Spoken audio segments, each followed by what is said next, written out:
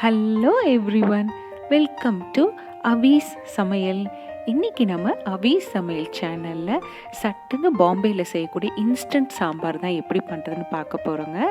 அதுக்கு நான் இன்றைக்கி வானலியில் ஒரு 2 டேபிள் ஸ்பூன் அளவுக்கு எண்ணெய் ஊற்றிருக்கேன்.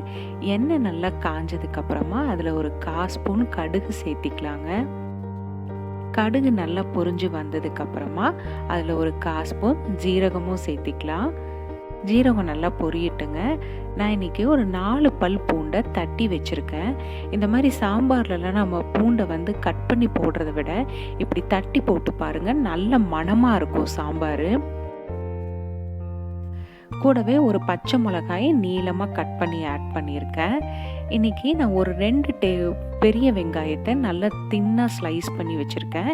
இப்போ இந்த வெங்காயத்தை இதில் ஆட் பண்ணி நல்லா வதக்கிக்கலாங்க. இது பாம்பேலெல்லாம் பார்த்தீங்கன்னா பட்டுன்னு சீக்கிரமாக இந்த சாம்பார் பண்ணிடுவாங்க. அங்கே இதை பாம்பே சட்னின்னு கூட சொல்லுவாங்க.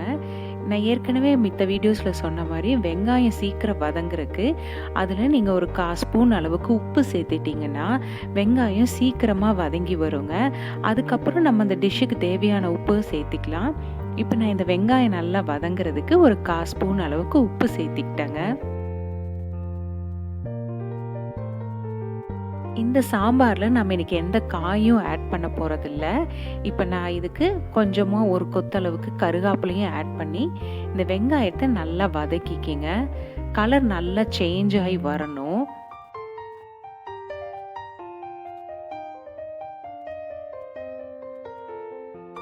வெங்காய கலர் நல்லா இப்படி டிரான்ஸ்லூசண்ட்டாக சேஞ்ச் ஆகி வரணுங்க. இந்த அளவுக்கு வந்ததுக்கப்புறமா நான் இன்றைக்கி ஒரு 2 தக்காளியை நல்லா பொடியாக கட் பண்ணி வச்சுருக்கேன். இப்போ அதையும் நம்ம இதோட ஆட் பண்ணிடலாங்க.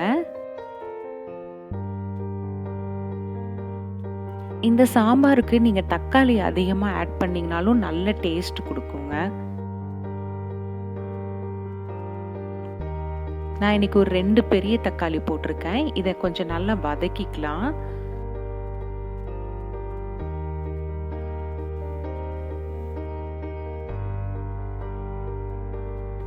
இந்த தக்காளி வெங்காயம் சீக்கிரம் வதங்குறதுக்கு நம்ம ஒரு 2 நிமிஷத்துக்கு இதை மூடி போட்டு ஃப்ளேமை மீடியமில் வச்சிடலாங்க. இப்படி வைக்கும் போது என்ன ஆகுனா தக்காளி நல்லா மஷியாக உங்களுக்கு ஜூஸ் ரிலீஸ் ஆகி நல்லா வதங்கி வரும். இப்போ 2 மினிட்ஸ் கழிச்சு பாருங்கள், தக்காளி நல்லா வதங்கி இருக்கு. பார்த்தீங்கன்னா தெரியும், தக்காளி நல்லா ஜூஸ் பிரிஞ்சு நல்லா வந்திருக்கு. இந்த டைமில் ஒரு 1/4 ஸ்பூன் அளவுக்கு மஞ்சத்தூள் ஆட் பண்ணிக்கலாங்க. நல்லா ஒரு பெரிய டேபிள் ஸ்பூன் அளவுக்கு சாம்பார் தூள் இப்போ நான் இந்த ஸ்டேஜில் ஆட் பண்ணிக்கிறேன். இப்போ இந்த சாம்பார் தூளோட பச்சை வாசம் போகிறதுக்கு நம்ம ஒரு 1 மினிட்டுக்கு இதை நல்லா வதக்கி விட்டுறலாங்க. அப்போ தான் இந்த சாம்பார் தூளில் இருக்க பச்சை வாசம் போகும். இப்போ இது நல்லா வதங்கினதுக்கு அப்புறமா இதில் நம்ம கொஞ்சம் தண்ணி ஆட் பண்ணிக்கலாங்க. இந்த வெங்காயம் தக்காளி இப்போ ஒரு அரைவாசி வெந்திருக்கும், ஜூஸ் நல்லா பிரிஞ்சு தக்காளி வந்திருக்கும். இது நல்லா வேகிறதுக்கு நம்ம இன்னைக்கு ஒரு கப் அளவுக்கு நான் இப்போ இதை தண்ணி ஆட் பண்ணிக்கிறேன். இப்போ இந்த 1 கப் தண்ணி இப்போ நான் இதில் ஆட் பண்ணிட்டேங்க. இப்போ இதை நல்லா ஒரு தடவை கலக்கி விட்டுட்டு ஃப்ளேமை கொஞ்சம் மீடியம்லேயே வச்சிடலாம். இப்போ நான் இன்னொரு கப்பு தண்ணியை ஆட் பண்ணிக்கிறேன். ஏன்னா நம்மளுக்கு சாம்பாருக்கு எவ்வளோ வேணுமோ அந்த அளவுக்கு தண்ணியை இப்போ இதில் ஆட் பண்ணி நம்ம மூடி போட்டு திரும்பவும் ஒரு 2 மினிட்ஸ்க்கு இதை நல்லா கொதிக்க விட்டுறலாங்க.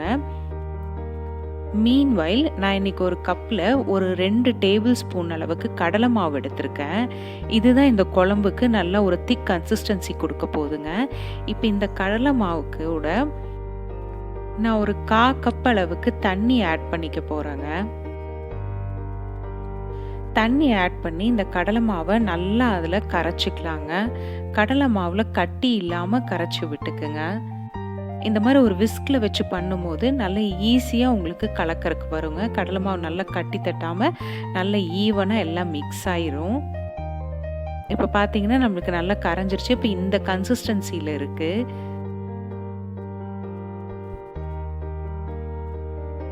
இப்போ இந்த 2 மினிட்ஸ் நம்ம அந்த தண்ணியில் கொதிக்க விட்டுருக்கோம் இல்லைங்களா, இப்போ அதில் இந்த கடலை மாவு நம்ம கரைச்சி வச்சிருக்கிறத அதோட ஆட் பண்ணிக்கலாம்.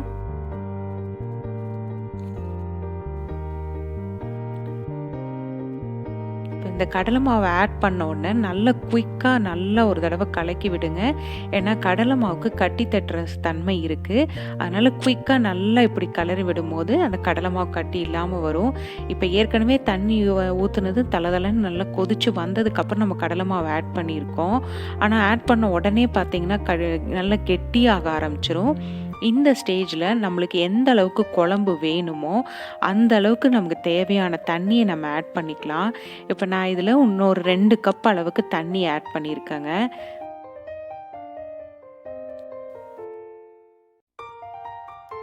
கூடவே இதில் கொஞ்சம் நம்ம பெருங்காயத்தூளும் ஆட் பண்ணிக்கலாங்க. இந்த சாம்பார் பொறுத்த வரைக்கும் நம்ம இதில் எந்த காயும் ஆட் பண்ண போகிறது இல்லைங்க. டோட்டலாகவே பார்த்திங்கன்னா ஒரு 15 நிமிஷத்தில் சூப்பராக இந்த குழம்பு ரெடி ஆயிரும். இப்போ இந்த கடலை மாவு நல்லா வேகிறதுக்கு நம்ம ஒரு 5 மினிட்ஸ் இதை மூடி போட்டு ஃப்ளேமை மீடியம்லேயே வச்சு நல்லா கொதிக்க விடலாங்க. கடலை மாவு பொறுத்த வரைக்கும் நல்லா வேகணும். அப்போ தான் அது நல்லா திக்காகவும் வரும், நல்ல குழம்புக்கு டேஸ்ட்டும் கொடுக்குங்க. இப்போ நான் ஒரு 3 மினிட்ஸ் கழிச்சு ஓப்பன் பண்ணி பார்க்குறேன். இப்போ பார்த்திங்கன்னா நம்ம போட்டிருக்க எண்ணெய் மேலே மிதந்து வருது. ஸோ அப்போ நம்ம குழம்பு ரெடி ஆயிடுச்சுங்கிறது தெரிஞ்சுக்கலாம். இந்த குழம்பு பார்த்திங்கன்னா இட்லி தோசைக்கெல்லாம் ரொம்ப நல்லாயிருக்கும், சப்பாத்திக்கும் ரொம்பவே அருமையாக இருக்குங்க. சப்போஸ் சப்பாத்திக்கு பண்ணுற மாதிரி இருந்தால் இது இன்னுமே கொஞ்சம் கெட்டியாக நீங்கள் கடலை மாவு இன்னும் ஒரு ஸ்பூன் அதிகமாக ஆட் பண்ணிங்கன்னா குழம்பு நல்லா கெட்டியாக வரும். இதுக்கு கூட கொஞ்சமாக நான் இப்போ கொத்தமல்லி தூளை ஆட் பண்ணிக்கிறேங்க. ரொம்பவே சுவையாக இருக்கும் இந்த பாம்பே இன்ஸ்டன்ட் சாம்பார். கண்டிப்பாக செஞ்சு பார்த்துட்டு எப்படி இருக்குன்னு சொல்லுங்கள். அவிஸ் சமையல் சேனலை மறக்காமல் சப்ஸ்கிரைப் பண்ணுங்கள். பாய்.